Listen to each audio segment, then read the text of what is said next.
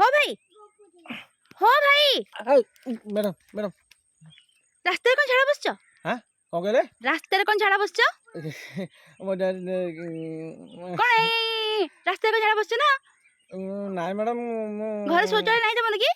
ଘରେ ଶୌଚାଳୟ ପାଇଖିନା ଅଛି। ଇଏ କ'ଣ କି ବର୍ଷା ଦିନେ ଟିକେ ଯୋଉ ପାଣିପତ୍ର ପଡୁଛି, ଗଛର ବାସ୍ନା ହଉଛି, ଆଉ ତାପରେ ଏ ଅଭ୍ୟାସ ହେଇଗଲାଣି ବାହାର ତ ଏ ଟିକେ ପଛପଟେ ଦୁବ ଘାସ ସଲସଲ ନହେଲେ ଝାଡ଼ା ଜମା ହଉନି ମ୍ୟାଡ଼ାମ। କ'ଣ କରିବି କହିଲେ ମ୍ୟାଡ଼ାମ? ଭାରତ ସରକାର ଏତେ ପ୍ରକାର ସୁବିଧା କରିଛନ୍ତି, ଘରେ ଘରେ ଶୌଚାଳୟ ଦେଇଛନ୍ତି, ତମେ ରାସ୍ତାରେ ଝାଡା ବସିକି ପରିବେଶ ଦୂଷିତ କରୁଛ?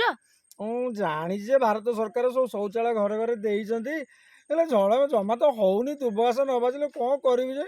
ତାପରେ ମ୍ୟାଡ଼ାମ ବ୍ୟସ୍ତ ହେବାର ନାହିଁ, ମୁଁ ଜରି ଥୋଇଛି, ଜରି ଉପରେ ବସିଛି। ଜରି ଆଜ୍ଞା, ଜରି କଣ କରିବେ? ଜରିଟାକୁ ସରିଲା ପରେ ଟେକିକି ଅନ୍ୟ ଜାଗାକୁ ସିଫ୍ଟ କରିଦେବି। छी छी, ଜରି ବ୍ୟାନ୍ ବୋଲି ଜାଣିଛନ୍ତି ନା ନାଇଁ?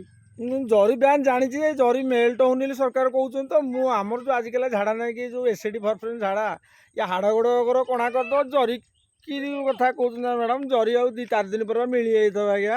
ଛି ଛି ଛି ଛି ଛି, ଏଇସବୁ କାମରୁ ପରିବେଶ ଦୂଷିତ ହଉଛି ନା ନାଇଁ? ଲୋକ ପୁଣି ହଉ କଣ ଶିଖିବେ?